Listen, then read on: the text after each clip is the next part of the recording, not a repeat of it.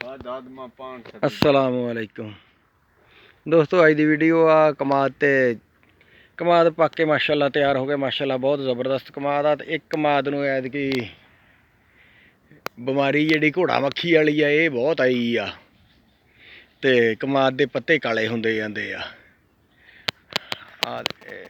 देखो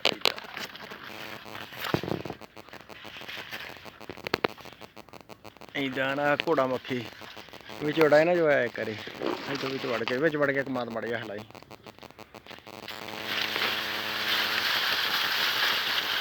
ना एक कमाद नूं ये खराब करन डई आ।